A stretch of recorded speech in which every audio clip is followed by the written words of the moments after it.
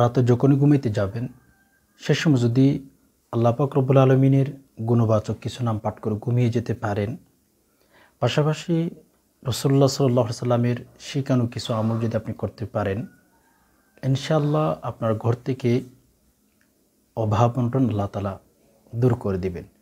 এটা আমি আপনাকে বিশ্বাসের সহিত বলতে পারি। কেননা অনেক নারী পুরুষ আল্লাহ রসুল সাল্লাল্লাহু আলাইহি সাল্লামের শিখানো পদ্ধতিতে আমল করেছেন, জীবনযাপন করেছেন, সুখী হয়েছেন। তো এজন্য আমাদের সমাজে, আমাদের দেশে অনেক ভাই বোনদের অভিযোগ করছে অভাবে আছে, টেনশনে আছে, ডিপ্রেশনে আছে। যে সমস্ত ভাই বোন খুবই ঋণগ্রস্ত হয়ে গেছেন, রিজিক নিয়ে টেনশনে আছেন, আজকের ভিডিওটি বিশেষ করে সে সমস্ত ভাই বোনদের জন্য। একটু সবর করে ভিডিওটি দেখতেই থাকুন। দেখুন, আমরা যারা আল্লাহ পাক রব্বুল আলমিনের উপর ঈমান এনেছি আর যারা ঈমান আনি নাই, পৃথিবীতে কিছু মানুষ বসবাস করে যারা আল্লাহকে মানেন আর কিছু মানুষ আল্লাহকে মানেন না। এই দুই প্রকার ব্যক্তি পাবেন। যারা আল্লাহ পাক রব্বুল আলমিনকে মানেন তাদেরকে আমানু বলেছেন, ঈমানদার বলেছেন। আর যারা আল্লাহ পাক রব্বুল আলমিনকে বিশ্বাস করেন নাই তাদের ক্ষেত্রে আইয়ুহান নাস বলেছেন, ইনসান বলে সম্বোধন করেছেন আল্লাহ তাআলা। আমাদের এক কথায় আপনি আল্লাহকে মানেন আর নাই মানেন, আপনি যদি ইনসান হয়ে থাকেন, আপনি যদি মানুষ হয়ে থাকেন, তাহলে আপনার অ্যাটলিস্ট বিশ্বাস করতে হবে আপনার রিজিকও আল্লাহ আসমান থেকে ফয়সালা করেন। আপনি ঈমানদার হন আর কাফের হন, আল্লাহ পাক রব্বুল আলমিনের উপর ঈমান এনেছেন অথবা আনেন নাই, বিবেকবান ব্যক্তি যদি হয়ে থাকেন তাহলে আল্লাহ পাক রব্বুল আলমিনের উপর এই কথা আপনার বিশ্বাস রাখতে হবে যে আল্লাহ আমাকে রিজিক দেন। যে সমস্ত সৃষ্টি পৃথিবীতে আসছে, সকল সৃষ্টির সব কিছুর ব্যবস্থা আল্লাহ করে থাকেন। ছোট্ট একটা ঘটনা আমি যদি মেবি আপনাদেরকে শোনাই, হয়তো সহজেই বিষয়টা ক্লিয়ার করতে পারবেন। মুসা আলাইহিস সালাতু সালামের ঘটনা আর কি।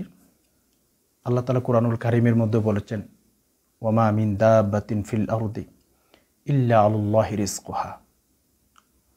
আল্লাহ তাআলা বলেন, এই যে জমিনের উপরে যারা বিচরণ করে, জমিনের উপরে যারা আছে, আল্লাহ পাক রব্বুল আলামিন সকল সৃষ্টির রিজিকের ব্যবস্থা আসমান থেকে করে থাকেন। আল্লাহ তাআলা বলেছেন সকল সৃষ্টির রিজিকের ব্যবস্থা আল্লাহ আসমান থেকে করেন। সেটা মানুষ হতে পারে, সেটা ইনসান হতে পারে, সেটা গায়ের ইনসান হতে পারে, সেটা ইমানদার হতে পারে, সেটা বেঈমান হতে পারে, সেটা কাফের হতে পারে।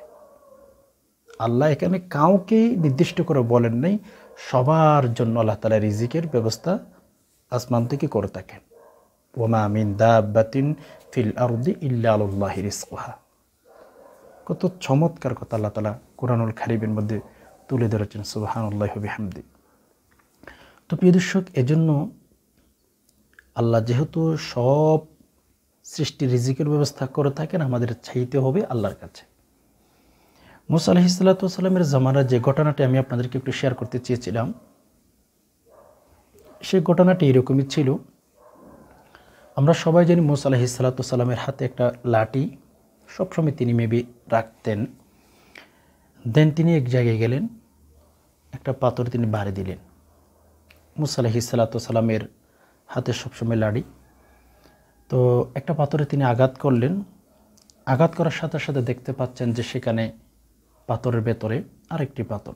এভাবে আরেকটি বাড়ি দিলেন, আরেকটি পাথর, আরেকটি বার দিলেন, আরেকটি পাথর। মুসা আলাইহিস সালাতু ওয়াস সালামের ঘটনা আর কি। দেন এভাবে তিনটি পাথরের ভেতর ভারী দিয়ে দেখতেছেন তিনি একটা পোকা, আল্লাহ সুবহানাহু ওয়া তাআলার এক সৃষ্টি। মুসা আলাইহিস সালাতু ওয়াস সালাম আশ্চর্য হয়ে গেলেন, কি অবস্থা, যে আমি পাথরের ভেতরে বাড়ি দিলাম, তিনটি পাথর পাইলাম, আবার তিনটি পাথরের ভেতরে একটা পোকা। এই পোকাটি পাথরের ভেতরে অক্সিজেন কোথায় পাইল, অ্যান্ড হচ্ছে বাতাস কোথায় পাইল, এই জীবিত থাকলো কীভাবে তিনটি পাথরের ভেতরে।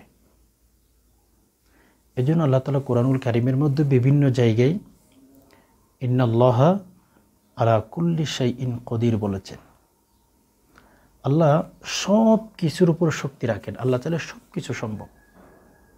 আল্লাহ সুবহানাহু ওয়া তাআলা চাইলে সব কিছু পারেন। তো পোকাটা 3টি পাথরের ভেতরে কিভাবে জীবিত, একটু চিন্তা করেন। বাতাস নাই, আলো নাই, কিভাবে জীবিত? মুসা আলাইহিস সালাম বলেন, আমি শুধু সেখানে পাথরের ভেতরে যে একটা পোকা জীবিত পেয়েছি সেখানে শেষ নয়, আমি সেখানে লিস্ট মুসা বলেন আমি ওই পোকাটি 3টি পাথরের ভেতরে খাবার খাচ্ছে, আমি সেই অবস্থায় দেখেছি। 3টি পাথরের ভেতরে খাবার খাচ্ছে। সুবহানাল্লাহ। মুসা বলেন শুধু সেখানেও শেষ নয়, শুধু যে 3টি পাথরের ভেতরে একটা পোকা, ওই পোকাটি আবার খাবার গ্রহণ করতেছে, শুধু সেখানে শেষ নয়। মুসা আলাইহিস সালাম বলেন 3টি পাথরের ভেতরে পোকাটি খাবার খাচ্ছে তো খাচ্ছে, আর ছোট ছোট করে কেমন জানি গুন গুন গুন গুন করে কি জানি আওয়াজ করতেছে ওই পোকাটি। মুসা বললেন আমি মনোযোগী হইলাম। পাথরের ভেতরে যে একটি পোকা, ওই পোকাটি আবার আপনার বিভিন্ন খাবার খাচ্ছে, গুনগুন করে কি জানি পাঠ করতেছে। মুসা বললেন আমি জিজ্ঞেস করলাম যে পোকা বলতো একটু দেখি, তুই 3টি পাথরের ভেতরে খাবার কোথায় পাইলি? এক প্রশ্ন। দ্বিতীয় প্রশ্ন তুই গুন গুন করে এগুলো কি পাঠ করতেছিস? তখন ওই পোকা মুসা আলাইহিস সালামকে বললেন যে মুসা, যেই খুদা, যে আল্লাহ, যেই রব আমার জন্য 3টি পাথরের ভেতরে খাবারের ব্যবস্থা করেছেন, আমি অলমোস্ট ওই খুদার, ওই আল্লাহর, ওই সৃষ্টিকর্ণওয়ালার তাসবিহ পাঠ করতেছি। 3টি পাথরের ভেতরে পোকা কি খাবে না খাবে, পোকার জন্য কিভাবে খাবারের ব্যবস্থা করতে হবে, সেটা আল্লাহ পাক রব্বুল আলামিন মেবি করেই দিয়েছেন। তাহলে এখান থেকে স্পষ্ট কথা যে আল্লাহ পাক রব্বুল আলামিন আমাদের খাবারের ব্যবস্থা করেই থাকেন। সো সবাইকে বলবো আল্লাহর কাছে চাইবেন, যা চাইবেন। আল্লাহ তাআলা সেজন্য বলেন লা নাসআলুকা রিজকা, মানুষ তোদের দায়িত্ব তোরা পালন করবি, তোমরা পালন করবি। লা নাসআলুকা রিজকা, মানুষ তোদেরকে জীবন আমি দিয়েছি, তোদেরকে হায়াত আমি দিয়েছি, তোদেরকে বডি আমি সাজিয়ে দিয়েছি। লা নাসআলুকা রিজকা, তোমাদের কাছে সেগুলোর বিনিময়ে আমি কিচ্ছু চাই না। আল্লাহ বলেন ওয়া মা খালাকাতুল জিন্না ওয়াল ইনসা ইল্লা লিয়াবুদুন, তোমাদেরকে বডি আমি দিয়েছি, জীবন আমি দিয়েছি, আমি তোমাদেরকেই সৃষ্টি করেছি। বাট লা নাসআলুকা রিজকা, আমি তোমাদের কাছে কোনো রিজিক চাই না। নাহনু নারযুকুক, আল্লাহ কোরআনুল কারীমের মধ্যে বলেন বান্দা ওয়া মা খালাকাতুল জিন্না ওয়াল ইনসা ইল্লা লিয়াবুদুন, তোমরা শুধু জিকির, তোমরা আমার শুধু ইবাদত বন্দেগী করবা। তোমাদেরকে কি দিতে হবে না দিতে হবে সেটা আমি আল্লাহ দেখব। আমাদের কাজ দাসত্ব করা, আল্লাহর কাছে দোয়া করা, আল্লাহ তাআলার কাছে বেশি বেশি প্রার্থনা করা, মেসেজ দেওয়া, এটা আমাদের দায়িত্ব।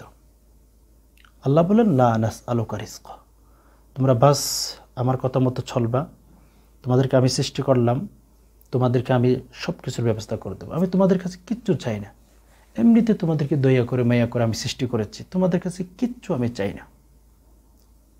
লা নাসআলুকা রিজকা নাহনু নারযুকুক, আল্লাহ বলেন আমি তোমাদেরকে রিজিক দিয়ে থাকি। এই যে তো কিছু কথা বললাম, মেবি এই কথাটার মধ্যে আপনাদেরকে আনার জন্য আমি এত কথাগুলো একটু টানলাম। লা নাসআলুকা রিজকা নাহনু নারযুকুক, আল্লাহ সুবহানাহু ওয়া তাআলা বলেন আমি তোমাদেরকে রিজিক দিয়ে থাকি। আল্লাহ নিজেই বলেছেন, সুবহানাল্লাহ।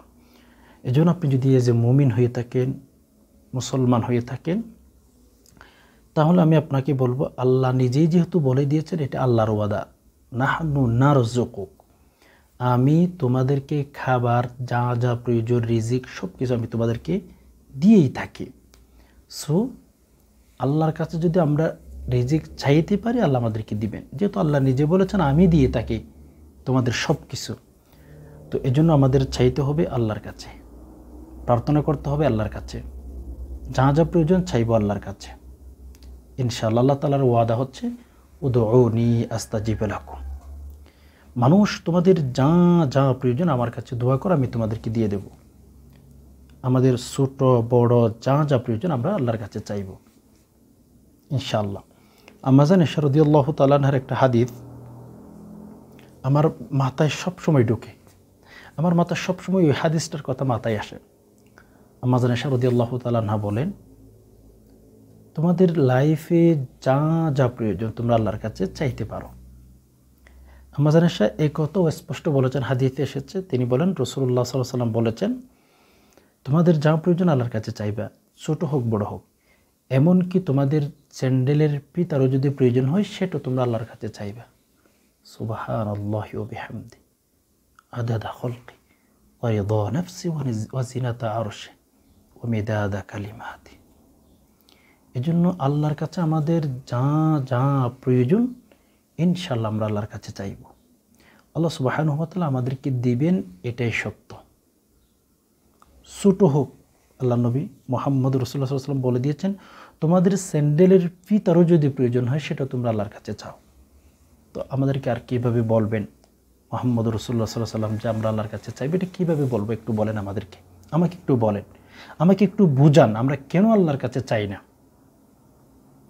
তো যাই হোক, রিজিক কোথায় থেকে আসে? আসমান থেকে। আমাদের চাইতে হবে কোথায়? আসমানের। আল্লাহ সুবহানাহু ওয়া তাআলার কাছে আমাদের চাইতে হবে। প্রিয় দর্শক, আল্লাহর কাছে যত চাইব আমরা তত বেশি আমাদের উপকার হবে। তো কীভাবে চাইতে হবে? আমাদের নবী মুহাম্মদ রাসূলুল্লাহ সাল্লাল্লাহু আলাইহি ওয়াসাল্লাম আমাদেরকে কিছু পদ্ধতি শিখিয়ে দিয়েছেন, আমল শিখিয়ে দিয়েছেন, সেগুলো আমরা করতে পারি। যেমন আমি যদি বলি, এক গ্রাম্য সাহাবী খুবই অভাবের মধ্যে আছে। তো রাসূলুল্লাহ সাল্লাল্লাহু আলাইহি ওয়াসাল্লামের কাছে আসলেন, নবীজিকে বললেন যে ইয়া রাসূলুল্লাহ, ইয়া হাবিবাল্লাহ, আমি খুবই অভাবের মধ্যে আছি, আমাকে কিছু আমল দেন। আমাদের অভাবের কথা আল্লাহর কাছে বলবো, ঠিক আছে, আপনি আল্লাহর কাছে বলবেন, এটা ঠিক আছে, বাট আপনার বলাটা কিন্তু মনে যা চাই ওরকম হলে হবে না। মুহাম্মদ রাসূলুল্লাহ সাল্লাল্লাহু আলাইহি ওয়াসাল্লাম যেভাবেই আল্লাহর কাছে চাওয়ার জন্য বলেছেন ওইভাবে চাইতে হবে, ওই পদ্ধতি আপনার অবলম্বন করতে হবে। যেই পদ্ধতিতে সাহাবে একরাম চেয়েছেন, তাবিঈন চেয়েছেন, তবে তাবিঈন আল্লাহর কাছে চেয়েছেন, ওনারা যেভাবে চেয়েছেন আপনি ওইভাবে চাইবেন, তাহলে আপনি ভালো বেনিফিট পাবেন। মন মতো চাইলে কিন্তু হবে না। তো যে সমস্ত ভাই বোন খুবই অভাবের মধ্যে পড়ে গেছেন, আপনাদেরকে বলছিলাম আর কি, রাসূলুল্লাহ সাল্লাল্লাহু আলাইহি ওয়াসাল্লামের পদ্ধতিতে আল্লাহর কাছে চাইবেন, আল্লাহ দিবেন ইনশাআল্লাহ। এক সাহাবী আসলেন, নবীজিকে বললেন যে ইয়া রাসূলুল্লাহ, খুবই অভাবের মধ্যে আছি, আমার ছেলে মেয়ে না কি আছেন, খাইতে পারেন, আমার স্ত্রী না কি আছেন, ঘরে খাবার নিয়ে অনেক টেনশন আছে। ইয়া রাসূলুল্লাহ, কিছু আমল শিখিয়ে দেন আমাকে, আমলগুলো করব, আল্লাহ তাআলা আমার রিজিক যেন বৃদ্ধি করে দেন, আমার খাবার যেন কষ্ট না হয়। দেন তখন নবী আলাইহিস সালাতু ওয়াস সালাম সাহাবীকে বললেন, তুমি 3টি আমল করবা। 1 নম্বরে যখন তুমি বাড়িতে ঢুকবা সালাম দিবা। কি বললেন? তুমি যখন বাড়িতে ঢুকবা সালাম দিয়ে ঢুকবা, আসসালামু আলাইকুম ওয়া রাহমাতুল্লাহ ওয়া বারাকাতুহু। ওকে, তো এজন্য এই আমলটা আমরা করতে পারি। এখন আমাদের ঘরের মধ্যে মাশাআল্লাহ অনেক আমরা স্যাক্রিফাইস করি, অনেক কষ্ট করি, অনেক পরিশ্রমের কাজ করি, বাট ঘরে কোনো বরকত নাই। ঘরের মধ্যে কোনো ধরনের বরকত নাই, সবসময় ঘরের মধ্যে অভাব আর অভাব। যত ইনকাম করি ততই অভাব লেগে থাকে ঘরে। ওকে, তো এই জন্য আমি আপনাদেরকে বলবো, ঘরে যখন ঢুকবেন সালাম দিয়ে ঢুকবেন, আসসালামু আলাইকুম ওয়া রাহমাতুল্লাহি ওয়া বারাকাতুহু। ঘরের ভেতর মানুষ থাকুক আর নাই থাকুক, কেননা ঘরের ভেতর যদি আপনি সালাম দিয়ে ঢুকেন তখন ঘরের ভেতর শয়তান থাকতে পারবে না, ঘরের ভেতর থেকে শয়তান বেরিয়ে যাবে। ওকে, আর হ্যাঁ, যদি সালাম দিয়ে নাই ঢুকেন তাহলে হচ্ছে আপনার শয়তান বসে থাকবে, আর যেই ঘরে শয়তান বসবাস করবে ওই ঘরে কখনো বারাকা হবে না। আপনি যত টাকা ইনকাম করেন, যেভাবে ইনকাম করেন, আপনি আমাকে কোনোভাবে বুঝাইতে পারবেন না যে আপনার ঘরে আপনি ধনী হতে পারবেন, আপনি অনেক টাকার মালিক হতে পারবেন, এটা অন্তত আমাকে বিশ্বাস করাইতে পারবেন না। কেননা আপনি ঘরে ঢোকার সময় সালাম দিয়ে ঢুকেন না, আপনার ঘরে শয়তান বসবাস করতেছে, আপনার ঘরে শয়তান বসবাস করতেছে। এজন্য 1 নাম্বার নবীজি সাল্লাল্লাহু আলাইহি ওয়াসাল্লাম বলেন, তোমরা যখন বাড়িতে ঢুকবা সালাম দিয়ে ঢুকবা।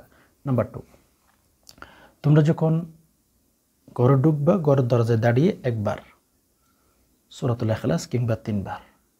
ওকে, ইনশাআল্লাহ আমরা এগুলো করতে পারি।